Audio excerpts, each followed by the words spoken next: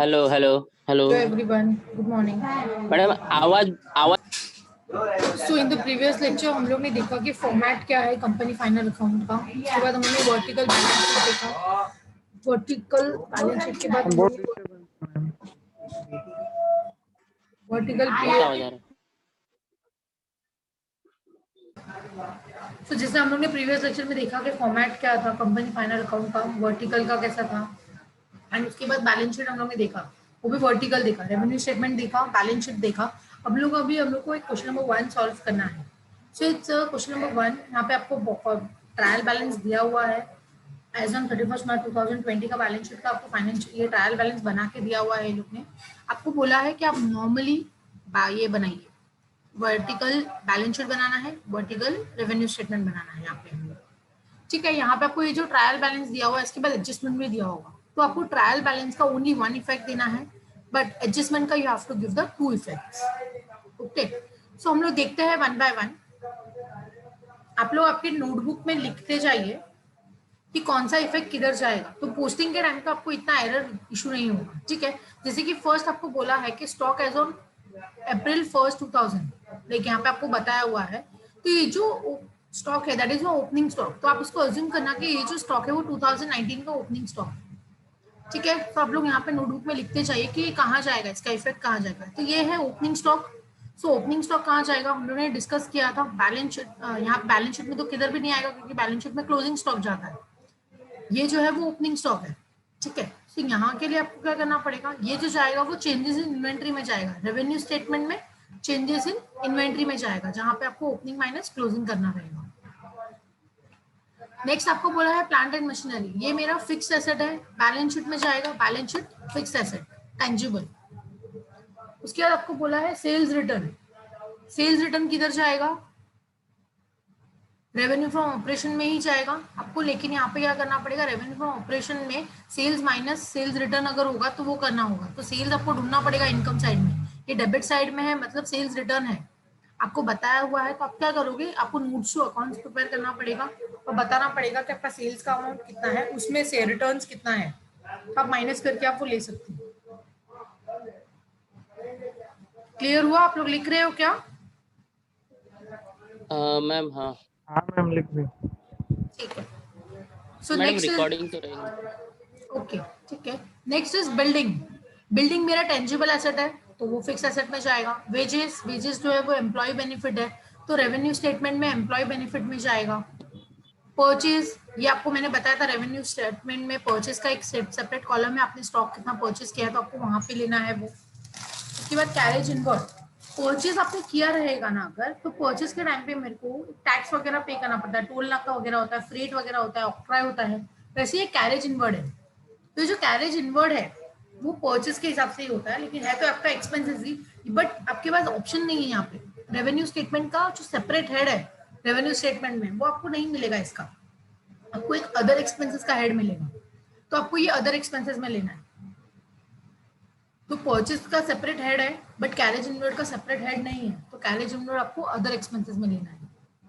Rent and taxes, ये भी आपको अदर एक्सपेंसेस में लेना पड़ेगा।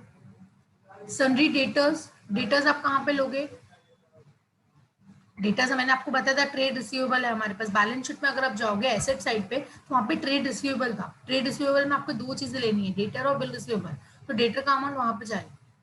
तो आप बोलोगे दोनों अमाउंट यहाँ पे कैसे आएगा, तो दोनों का टोटल आपको वहां पे लेना है, बट वो दोनों का टोटल का बाइफिकेशन आपको नोट्स टू अकाउंट में बताना पड़ेगा अगर रहा तो। इंटरेस्ट ऑन बैंक लोन, आपने बैंक लोन लिया हुआ है उसके ऊपर आप इंटरेस्ट पे कर रहे हो, आपका एक्सपेंडिचर है, आपको फाइनेंस कॉस्ट में लेना पड़ेगा।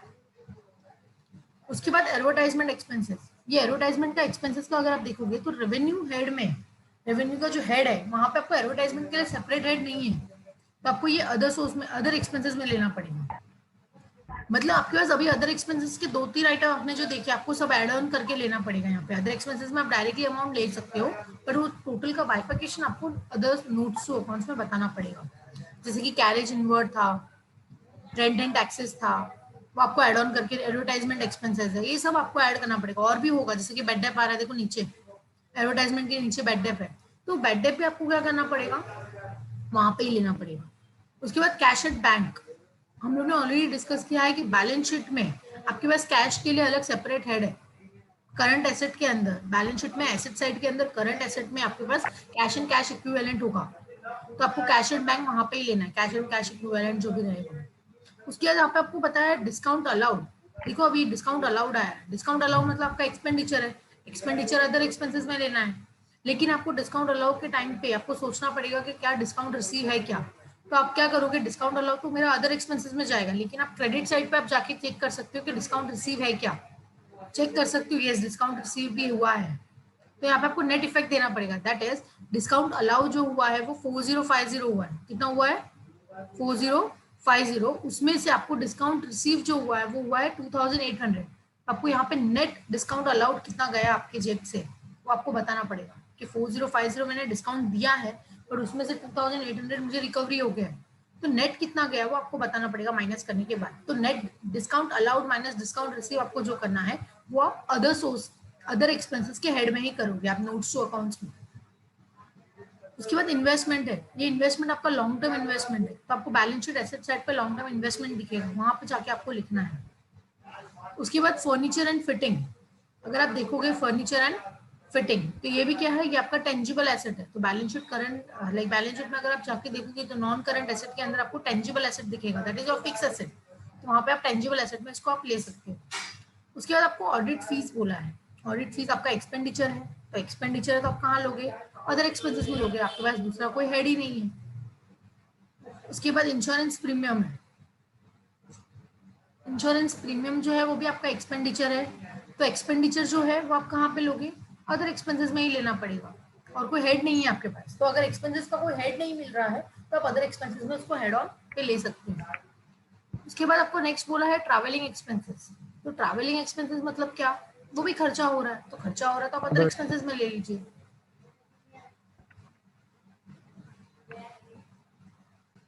तो जैसे हमारा डिस्कस हो गया ट्रैवलिंग जो जाएगा वो अदर एक्सपेंसेस में जाएगा। नेक्स्ट आपको बोला है कैश इन हैंड, इसके पहले भी हम लोग को एक कैश एट बैंक दिखा था, बैड डेट के नीचे आप देखो कैश एट बैंक मतलब उतना पैसा आपके बैंक में है, और कैश इन हैंड मतलब उतना पैसा आपके हाथ में है, तो आपको कैश एंड कैश इक्विवेलेंट में दोनों का टोटल आपको वहां पे लेना पड़ेगा, तो दोनों का टोटल आप वहां पे ले सकते हो, बट दोनों का टोटल आपको बाइफिकेशन में आपको नोट्स अकाउंट में बताना पड़ेगा।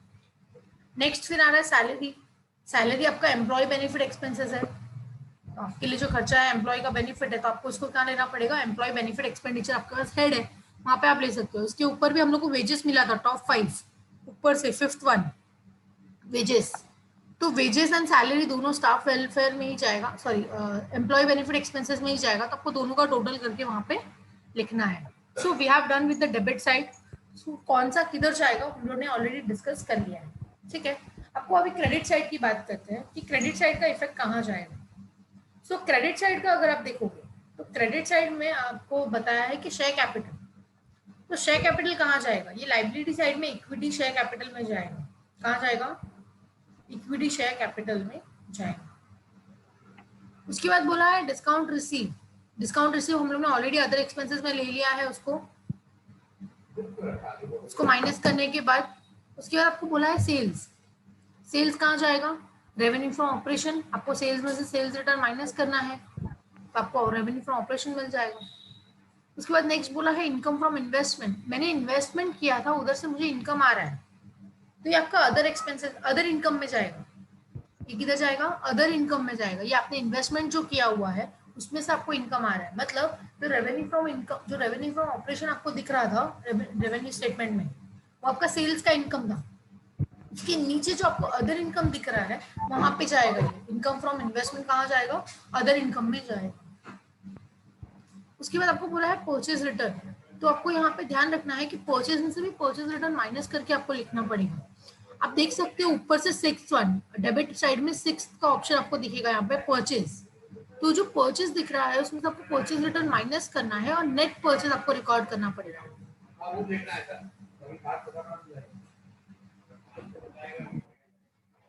उसके बाद आपको यहाँ पे बोला है बैंक लोन, बैंक लोन कहाँ जाएगा, बैंक लोन मतलब आपने लोन लिया हुआ है, तो लोन आपने लिया है वो आपके लिए लाइबिलिटी है, लाइबिलिटी है मतलब इसको लाइबिलिटी में लेना पड़ेगा। ब्रैकेट में आपको बोला है 12%, मतलब जब आपको इंटरेस्ट फिक्स्ड होता है मतलब वो सिक्योर्ड होता है, ये आपका सिक्योर्ड है, तो आपको यहाँ पे लेना पड़ेगा। और यहाँ पे हिडन एडजस्टमेंट भी है, आपको यहाँ पे ये भी ध्यान रखना है कि हिडन एडजस्टमेंट है यहाँ पे। हिडन एडजस्टमेंट क्या है, आपको यहाँ पे बोला है बैंक लोन 40,000 का है और यहाँ पे आपको इंटरेस्ट रेट आपको दिया हुआ है 12% पर एनम। मतलब यहाँ पे आपको क्रॉस चेक करना पड़ेगा। क्या क्रॉस चेक करोगे कि आपने लोन जो लिया है वो 40,000 का लोन लिया है, उसके ऊपर आपको 12% इंटरेस्ट पे ऑफ करना है। तो 40,000 पे 12% कैलकुलेट करो, कितना आता है?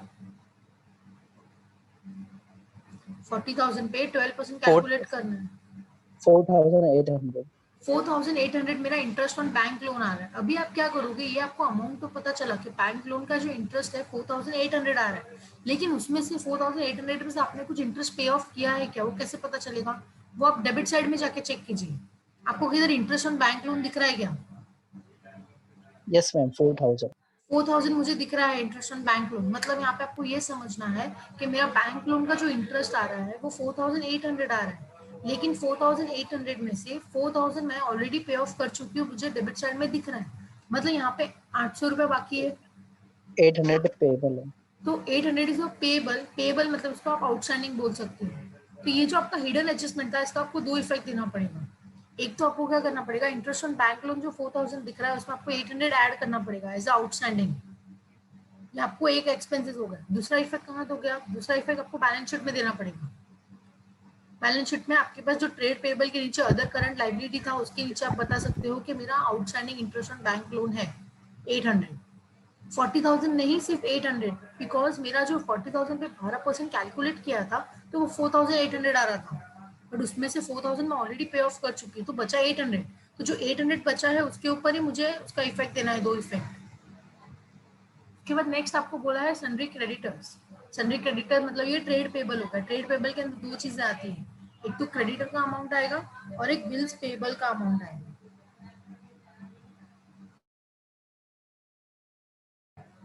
सो आपको क्या करना है, क्रेडिटर का अमाउंट वहां पे लेना है। सो हम लोग already done with the trial balance. Trial balance का कौन सा इफेक्ट किधर जाएगा मैंने आपको बता दिया है, ठीक है।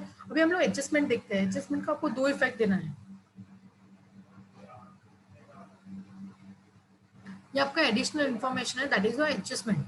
आपको एडजस्टमेंट रीड आउट करना है और एडजस्टमेंट के दो इफेक्ट आपको देने हैं। यहाँ पे आपके पास 5 एडजस्टमेंट है, वन बाय वन हम लोग देखते हैं। जैसे वो फर्स्ट बोला है closing stock as on March 31, 2020 was 42,500, ये आपको क्लोजिंग स्टॉक बताया। तो क्लोजिंग स्टॉक का आपको दो इफेक्ट देना पड़ेगा। तो क्लोजिंग स्टॉक का दो इफेक्ट क्या जाएगा, क्लोजिंग स्टॉक का दो इफेक्ट, फर्स्ट इफेक्ट आपको क्या करना पड़ेगा, बैलेंस शीट करंट एसेट में आपको बताना पड़ेगा, that is your closing inventory, जैसे मैंने आपको बताया था।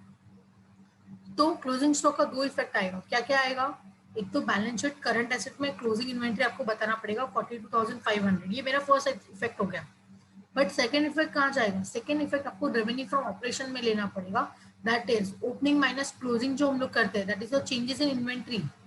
हम लोग का जो फॉर्मेट है चेंजेस इन इन्वेंट्री हम लोग जो करते हैं वो आपको यहाँ पे करना पड़ेगा, दैट इज 42,500 मेरा क्लोजिंग है। तो आपको क्या करना पड़ेगा, ट्रायल बैलेंस में जाके ओपनिंग ढूंढना पड़ेगा। आपको फर्स्ट ही बता रहा है कि स्टॉक ऑन 1 अप्रैल 2010 लाइक जो दिखा रहा है 2019 उसको अज्यूम करो आप। तो ये जो दिख रहा है 40,000 ये आपका ओपनिंग है। तो चेंजेस इन इन्वेंट्री में मैंने आपको बोला था हमेशा ओपनिंग माइनस क्लोजिंग ही आपको करना है। तो opening is your 40,000 and closing will be your 42,500। तो यहाँ पे आपको नेगेटिव आएगा 2,500, लेकिन वो कहाँ पे लिखोगे आप, वो आप लिखोगे changes in inventory, that is your revenue statement के अंदर आपको एक्सपेंसेस के हेड में आपको दिखेगा चेंजेस इन इन्वेंट्री। तो आपको यहाँ पे ओपनिंग 40,000 दिया है, क्लोजिंग आपको दिया हुआ है 42,500। तो आपको क्या करना है, दोनों माइनस करके आप लिख सकते हो। नेक्स्ट सेकेंड आपको एडजस्टमेंट बोला है कि sundry debtors includes an amount of ₹5,000 due from mister Anjan, creditor includes ₹3,000 due from mister Anjan. यहाँ पे अगर आप देखोगे ना तो फॉर एग्जांपल से इसका एक एग्जांपल हम लोग लेते हैं कि फॉर एग्जांपल से आपकी बात करो और एक मेरी बात करो। मुझे आपसे 5,000 रुपये लेना है, मुझे आपको 5,000 रुपये आपसे लेना है और एक साइड मुझे आपको 3,000 रुपये देना भी है। ध्यान से सुनना, मैं आपको बोल रही हूँ कि मुझे आपसे 5,000 लेना है, मतलब आप मुझे 5,000 दोगे और एक साइड मैं आपको बोल रही हूँ कि मुझे आपको 3,000 देना है और मैंने आपको 3,000 रुपये दे दिया। तो यहाँ पे नेट सेट ऑफ क्या होगा, नेट सेट ऑफ में ऐसा कर सकती हूँ ना कि 5,000 मुझे जो आपके पास से आने वाला था उसमें से मैं 3,000 माइनस कर देती हूँ। मैं 3,000 इसलिए माइनस करूंगी, क्यों? क्योंकि मैं बताऊंगी कि मैंने आपको पेमेंट कर दिया 3,000, और आप इसके लिए माइनस करना आपके बुक में से कि आपको 3,000 रुपये मिल गया। समझ में आया? मतलब ये सेकेंड एडजस्टमेंट क्या बोल रहा है कि ऐसा अगर कुछ इश्यू है, मतलब ऐसा एक ही पार्टी है जिससे आपको पैसा आना है और एक ही पार्टी को आपको पैसा देना है, तो यहाँ पे आप नेट इफेक्ट कर सकते हो। दैट इज, अज्यूम करो कि मुझे आपसे 5,000 रुपया लेना है, मैंने आपको बताया, और मुझे आपको 3,000 देना है, तो ये टाइम पास होगा। मैं आपसे 3,000 लूंगी, फिर आपको 3,000 दूंगी, तो ये बहुत टाइम पास हो जाएगा। तो इससे अच्छा यहाँ पे आपको बताया गया है कि आप क्या करो, आपको मेरे को 5,000 देना है ना, तो आप मुझे 5,000 मत दो। मैं यहाँ से क्या करूँ, मुझे आपको 3,000 देना है, तो मैं आपको 3,000 नहीं दूंगी। मैं यहाँ पे क्या करूंगी, नेट इफेक्ट करूंगी। आपके पास जो 5,000 जो है उसमें से आप 3,000 आप भी माइनस करो, 3,000 मैं भी माइनस करूंगी। मैं ये सोच के माइनस करूंगी कि मैंने आपको 3,000 पेमेंट कर दिया, और आप ये सोच के माइनस करना कि आपको 3,000 मिल गया। मतलब आपको यहाँ पे ये ध्यान है कि यहाँ पे सेकेंड एडजस्टमेंट में से आपको तीनों में से, मतलब दोनों में से आपको 3,000 माइनस करना है। किसमें से? डेटर में से भी 3,000 माइनस करो, अज्यूम करिए कि आपको 3,000 रिसीव हो गया है डेटर में से, आउट ऑफ 5,000। 5,000 में से 3,000 आपको रिसीव हो गया है, ऐसा आप सोच के आप डेटर में से 3,000 माइनस करो, और क्रेडिटर में से भी 3,000 माइनस करो, ऐसा अज्यूम करके कि आपने उसको 3,000 रुपया पेमेंट कर दिया। समझ में आया? मतलब यहाँ पे नेट इफेक्ट किया, एक में दोनों में से आपने लेस किया। तो अभी आप बोलोगे दोनों लेस किया तो इफेक्ट कैसे हुआ? तो दोनों लेस किया इसका मतलब ये नहीं है कि आपने इफेक्ट बरोबर नहीं दिया है। इफेक्ट कैसे होता है, आपका डेटर जो है वो डेबिट बैलेंस है, और आपने इसको लेस किया है, मतलब अपोजिट इफेक्ट दिया है, मतलब आपने क्रेडिट इफेक्ट दिया है। तो डेबिट इफेक्ट ऑलरेडी था, उसको क्रेडिट कर दिया, मतलब दोनों इफेक्ट दे दिया। क्रेडिटर आपका क्रेडिट बैलेंस है, आपने उसको माइनस किया, मतलब अपोजिट इफेक्ट किया, उसको डेबिट किया यहाँ पे, मतलब आपने अपोजिट इफेक्ट किया। तो यहाँ पे आपको फर्स्ट ट्रांजेक्शन में मैंने बताया कि आपको चेंजेस इन इन्वेंट्री में जाएगा माइनस में 2,500, बट सेकंड में क्या बोला मैंने आपको, सेकंड एडजस्टमेंट में out of your debtor 3,000 minus करना है, and out of your creditor आपको 3,000 माइनस करना है। ये सोच के एक सोचेगा कि पैसा आ गया, दूसरा सोचेगा मैंने पेमेंट कर दिया, ये सोच के आपको माइनस करना है दोनों में से 3,000 रुपये। थर्ड एडजस्टमेंट आपको बोल रहा है कि डेप्रिसिएशन आपको प्रोवाइड करना है, मतलब अगर आपके पास फर्नीचर एंड फिक्चर है तो आप 10% प्रोवाइड कीजिए, प्लांट एंड मशीनरी है तो 20% प्रोवाइड कीजिए, एंड बिल्डिंग रहेगा तो 10% डेप्रिसिएशन प्रोवाइड कीजिए। मतलब यहाँ पे आपको सिर्फ डेप्रिसिएशन का परसेंटेज बताया, मतलब आप क्या करोगे, फिक्स एसेट में से जो डेप्रिसिएशन का अमाउंट मिलेगा आपको बैलेंस शीट में, फिक्स एसेट का जो डेप्रिसिएशन का अमाउंट मिलेगा वो आप क्या करोगे, उसमें से आपको डेप्रिसिएशन अमाउंट कैलकुलेट करना है।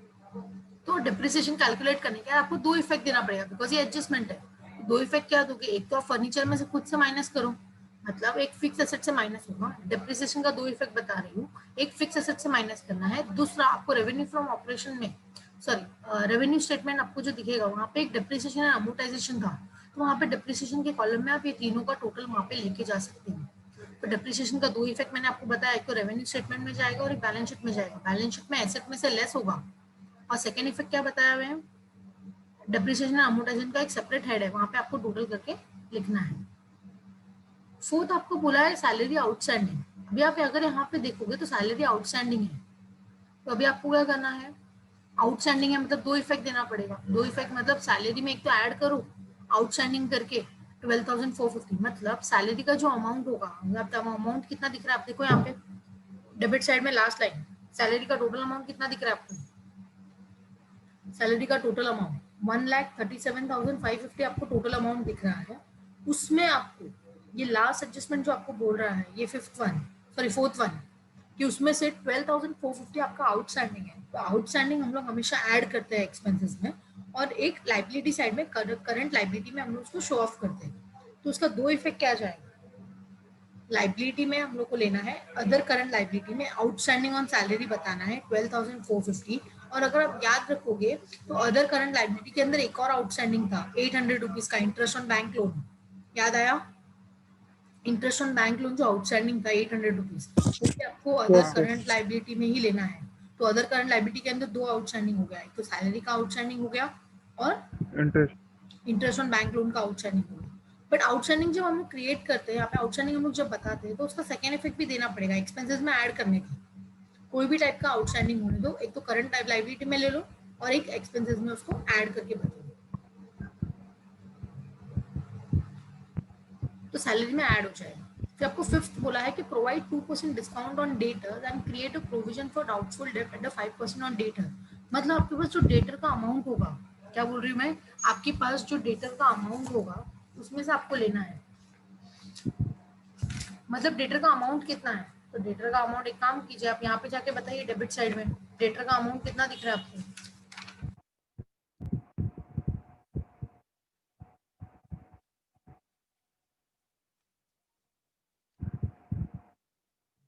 डेटर का अमाउंट दिखा आपको 2,40,000। 240. यस, 2,40,000 मेरा डेटर का अमाउंट है, लेकिन डेटर के ऊपर और भी एडजस्टमेंट है ना। मैंने आपको बोला था 2,40,000 के अंदर हम लोग को सेकंड एडजस्टमेंट में 3,000 माइनस करने को बोला ना मैंने आपको। सेकंड एडजस्टमेंट में 3,000 डेटर से माइनस होगा, 3,000 क्रेडिटर से माइनस होगा। तो हम लोग क्या करेंगे, 2,40,000 का जो मेरा डेटर का अमाउंट है, तो 2,40,000 माइनस 3,000। 3,000 क्यों माइनस कर रही हूँ, आप वहां पे लिख सकते हो due to Mr Anjan adjusted. आपने यहाँ पे जो एडजस्ट किया है 5,000 आने वाला था, उसमें से 3,000 आ गया, ये एजम्पशन करके आपने 3,000 माइनस कर दिया यहाँ से। तो आपको 3,000 दोनों में से माइनस करना है, जो मैंने आपको बताया था। तो अभी आप क्या करोगे, डेटर का अमाउंट 2,40,000 है, 2,40,000 में से आपको 3,000 माइनस करना है एज ए ड्यू। आपने जो एडजस्टमेंट किया वो आप माइनस करो। तो अभी आपका अमाउंट कितना आया, 240 माइनस 3,000, तो आपके पास अमाउंट आया 237। अभी ये जो अमाउंट आ रहा है 237, उसमें आपको और भी करना है, that is the fifth adjustment. Fifth adjustment बोल रहा है कि आपको 2% डिस्काउंट देना है और आपको 5% आरडीडी क्रिएट करना है, that is provision for doubtful date. मतलब मुझे ऐसा लग रहा है कि ये जो अमाउंट बचा 2,40,000 में से 3,000 माइनस करने के बाद जो अमाउंट बचा 2,37,000, उसमें से ऐसा लग रहा है कि 5% डेटर, जो 5% अमाउंट है वो डेटर मुझे नहीं पे करेगा, वो मुझे डाउटफुल लग रहा है। तो आपको डाउटफुल लग रहा है तो एक काम कीजिए, आप आरडीडी करके उसको माइनस कर दीजिए आपके इसमें से। तो पहले मैं डिस्काउंट माइनस करूं या आरडीडी माइनस करूं, आपको क्या लगता है, पहले provision for doubtful date minus करना चाहिए या प्रोविजन फॉर डिस्काउंट माइनस करना चाहिए। तो कभी भी आप याद रखना, पहले कभी भी डिस्काउंट नहीं देते हैं हम। क्यों, डिस्काउंट कभी भी आपको पहले नहीं देना है, पहले आप एडजस्ट करो कि डेटर का हाँ. अमाउंट कितना है। बिकॉज यहाँ पे मुझे पता चला, मैं हो सकता है कि 2,37 में मैंने आपको डिस्काउंट माइनस कर दिया, बाद में मेरे को पता चला कि ये माइनस करने के बाद तो 5% तो अमाउंट आने वाला ही नहीं है। तो यहाँ पे मेरा डबल नुकसान हो जाएगा, एक तो 5% आने वाला नहीं है वो नुकसान, और वो 5% जो नहीं आने वाला है उसके ऊपर मैंने जो 2% डिस्काउंट दिया वो नुकसान।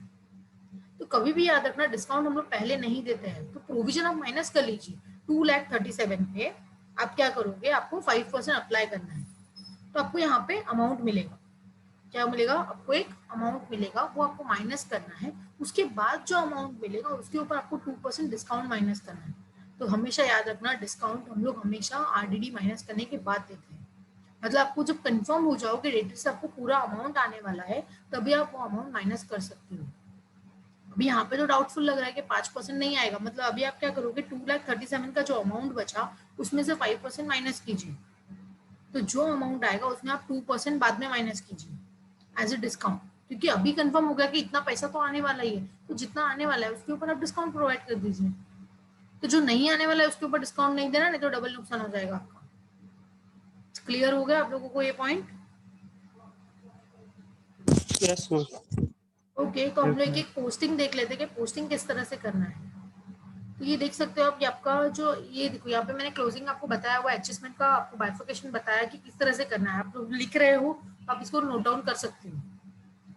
एडजस्टमेंट, ये फर्स्ट एडजस्टमेंट आपको मैंने बताया, opening stock minus closing stock करना है। तो यहाँ पे देखो ओपनिंग मेरा 40,000 था, क्लोजिंग 42,500 है, तो नेट 2,500 आया। ये आपको चेंजेस इन इन्वेंट्री में आपको बताना है। सेकेंड एडजस्टमेंट देख सकते हो आप, यहाँ पे देखो डेटर है और एक क्रेडिटर है। डेटर बोल रहा है कि मुझे आपसे 5,000 रुपये मिलने वाले हैं, रिसीवेबल फ्रॉम अंजन है। एंड क्रेडिटर बोल रहा है कि 3,000 मुझे आपको पेमेंट करना है। तो ये सेट ऑफ करने का, दोनों में से 3,000 माइनस कर दो। एक बोलेगा मुझे पैसा आ गया, मैंने एडजस्ट कर लिया, दूसरा 3,000 भी माइनस करने को। उसके बाद आपको थर्ड बोला है डेप्रिसिएशन। तो आप क्या करोगे, आपके पास जो टेंजिबल एसेट होगा, फिक्स एसेट का जो टेंजिबल एसेट होगा, उसमें से आपको डेप्रिसिएशन माइनस करना है। So you will get a net block का अमाउंट यहाँ पे। तो आपको इसका दो इफेक्ट मैंने आपको बता दिया। डेप्रिसिएशन का दो इफेक्ट देना है, बिकॉज डेप्रिसिएशन पे एसेट है, एडजस्टमेंट है, जिसके ऊपर एडजस्टमेंट रहता है उसका ही हम लोग दो इफेक्ट देते हैं। तो डेप्रिसिएशन पे एडजस्टमेट था, तो दो इफेक्ट दे दो। एक तो रेवेन्यू फ्रॉम स्टेटमेंट जो है उसमें आपके पास मिल जाएगा डेप्रिसिएशन एंड अमोर्टाइजेशन, वहाँ पे आपको लेना है, और एक एसेट में से लेस कर दीजिए। नेक्स्ट आपको बोला है आउटस्टैंडिंग सैलरी, तो आप क्या करोगे, सैलरी में से आउटस्टैंडिंग सैलरी ऐड करोगे, तो ये आपका एक इफेक्ट हो गया। दूसरा इफेक्ट आपको अदर करंट लायबिलिटी में लेके जाना है,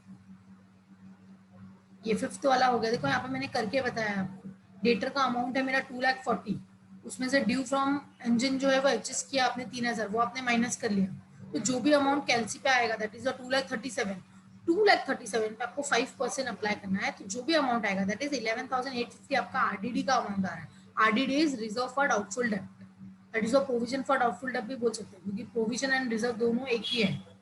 प्रोविजन मतलब पैसे साइड में रखना, रिजर्व मतलब पैसे साइड में रखना, दोनों एक ही है, यहाँ पे नाम से अलग है। आप इसको प्रोविजन फॉर डाउटफुल डेब्ट बोल सकते हो 11,850, या आप इसको आरडीडी बोल सकते हो 11,850।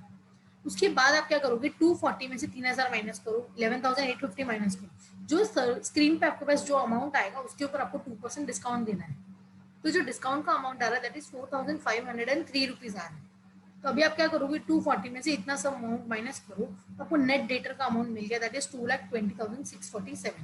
तो आप इसको अभी आप ट्रेड रिसीवेबल में लिख सकते हो। समझ में आया? तो आपका ये डेटर का अमाउंट हो गया 2,20,647। समझ में आया सब लोग को एडजस्टमेंट कैसे सॉल्व करना है? Yes ma'am. सो हम लोग पोस्टिंग देख लेते हैं, पोस्टिंग किस तरह से करना है। ये देखो लास्ट में आपको एक क्रेडिटर का भी करके बताया है। क्रेडिटर का अमाउंट 1,16,000 है, उसमें से 3,000 मैंने यहाँ पे ड्यू टू एंजन कर दिया है, पहले ड्यू फ्रॉम किया था, यहाँ पे ड्यू टू कर दिया, एडजस्टमेंट कर लिया है, आप यहाँ से 3,000 माइनस कर दिए। तो क्रेडिटर का अमाउंट, क्रेडिटर कहाँ जाएगा, ट्रेड पेबल में जाएगा, तो 1,13,000 यहाँ पे आ गया। ठीक है, सो हम लोग अभी देखते हैं कि पोस्टिंग कैसे करना है। तो ये statement of profit and loss account आपके सामने है, statement of profit and loss account आपके सामने है। आप देख सकते हो यहाँ पे, देखो मैंने बताया revenue from operation, revenue from operation में अगर आप देखोगे सेल्स का अमाउंट इज 9,60,000, सेल्स का अमाउंट कितना है 9,60,000, उसमें से रिटर्न का अमाउंट है 80,000, तो आपको अमाउंट आएगा 8,80,000। जरा हम लोग देख के आता है क्वेश्चन में जाके, ये आपका क्वेश्चन, यहाँ पे आपको क्रेडिट साइड पे दिखेगा सेल्स का अमाउंट कितना है, सेल्स का अमाउंट 9,60,000, उसमें से आपको सेल्स रिटर्न माइनस करना है, that is top 3 on the debit side, sales return that is 80,000। तो अभी आप क्या करोगे, 9,60,000 में से 80,000 माइनस करोगे, तो जो भी अमाउंट आएगा वो आपको रेवेन्यू फ्रॉम ऑपरेशन में लेना है। तो आप क्या कर सकते हो, रेवेन्यू फ्रॉम ऑपरेशन में ले लीजिए, टीचर्स एडजस्टमेंट था, या आप सोल्यूशन देख लीजिए। मैंने रेवेन्यू फ्रॉम ऑपरेशन में 8,80,000 ही लिया है, बिकॉज 9,60,000 माइनस 80 अगर आप करते हो तो 8,80,000 ही आएगा। फिर ये देखो अदर इनकम में मैंने क्या बताया, अदर इनकम में मैंने आपको बताया इनकम फ्रॉम इन्वेस्टमेंट, मतलब आपको क्रेडिट साइड पे इनकम फ्रॉम इन्वेस्टमेंट दिखा होगा, इनकम फ्रॉम इन्वेस्टमेंट दिखा होगा, तो आप क्या कर सकते हो, उसको 4,000 आप यहाँ पे बता सकते हो।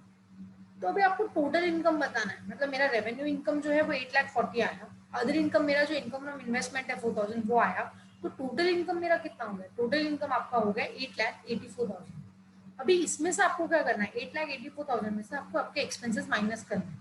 तो आपका एक्सपेंसेस आप देख लो, कॉस्ट ऑफ मटेरियल कंज्यूम किधर भी नहीं देखा, हम लोगों ने पीएनएल के डेबिट साइड में पढ़ लिया, बिकॉज एक्सपेंसेस आपको पीएनएल के डेबिट में ही मिलेंगे, तो पीएनएल का डेबिट हम लोग ने देखा, कहाँ पे भी कॉस्ट ऑफ मटेरियल कंज्यूम नहीं बताया था, हम लोग ने उसको नील रखा है, क्या किया है, उसको नील रखा है। उसके बाद अगर आप देखोगे ना, परचेज ऑफ स्टॉक की बात कर रहे हैं, तो परचेज ऑफ स्टॉक में आपको क्या करना है, परचेज स्टॉक और minus closing stock, sorry purchase में से परचेज रिटर्न माइनस करना है। तो परचेज का अमाउंट 5,61,594 है, उसमें से आपको जो आपका अमाउंट है परचेज रिटर्न का वो आपको माइनस करके आपको बताना है। तो मैंने आपको यहाँ पे ब्रैकेट में अमाउंट इसके लिए बताया क्योंकि मैं बार बार टर्न ऑफ नहीं कर रही हूँ, मैंने आपको यहाँ पे कैलकुलेशन बता दिया, ठीक है। बट ये सब चीज का आपको क्या करना पड़ेगा, नोट्स टू अकाउंट्स बनाना पड़ेगा। I have already explain you how to make a notes to accounts. तो आपको इंडिविजुअल का नोट्स टू अकाउंट बनाना पड़ेगा, जैसे कि स्टार्ट आपको यहाँ से करना है रेवेन्यू फ्रॉम ऑपरेशन से। फर्स्ट नोट्स टू अकाउंट्स आएगा सेल्स माइनस सेल्स रिटर्न, तो 8,80,000 आपको यहाँ पे लाके लिखना है, और चाहिए तो आप यहाँ पे एक कॉलम बना सकते हो, नोट्स टू अकाउंट्स नंबर, या तो आप रेवेन्यू फ्रॉम ऑपरेशन के बाजू में नोट नंबर लिख सकते हो, ठीक है।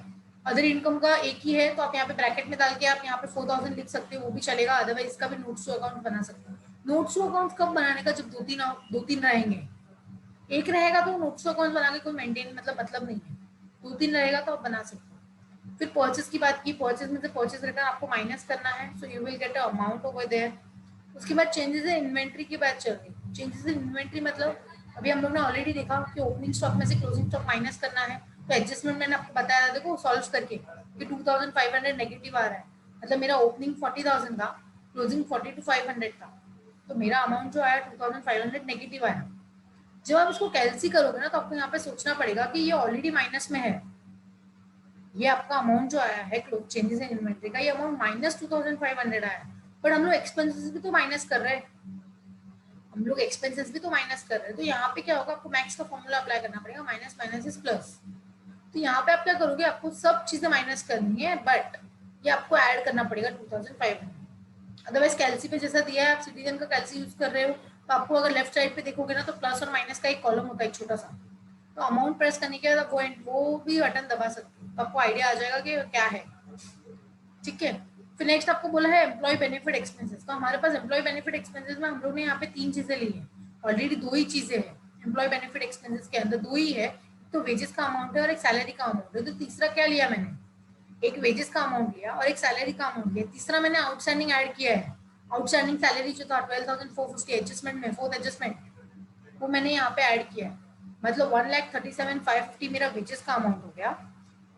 12,450 जो आपको दिख रहा है that is your outstanding salary का अमाउंट है, और 50,000 मेरा सैलरी का अमाउंट है, दोनों को ऐड करके यहाँ पे मैंने लिखा है। तो एम्प्लॉय बेनिफिट एक्सपेंसेस के अंदर आपका टोटल जो आया दैट इज योर 2 लाख का टोटल। उसके बाद फाइनेंस कॉस्ट की बात चल रही है, फाइनेंस कॉस्ट में मैंने आपको बताया इंटरेस्ट ऑन बैंक लोन, अगर आप याद रखोगे तो इंटरेस्ट ऑन बैंक लोन का अमाउंट मेरा जो था वो 40,000 का अमाउंट था, कितना था, 40,000 का अमाउंट था क्रेडिट साइड पे जो मैंने लोन लिया है, और आपको हिडन एडजस्टमेंट बताया था कि 40,000 पे आपको 12% इंटरेस्ट देना है, जब आपने कैलकुलेट किया था तो 4,800 आ रहा था, बट 4,800 में से 4,000 मैं ऑलरेडी पेड ऑफ कर चुकी हूँ, वो आपको डेबिट साइड से पता चला, बट 800 मेरा आउटस्टैंडिंग है।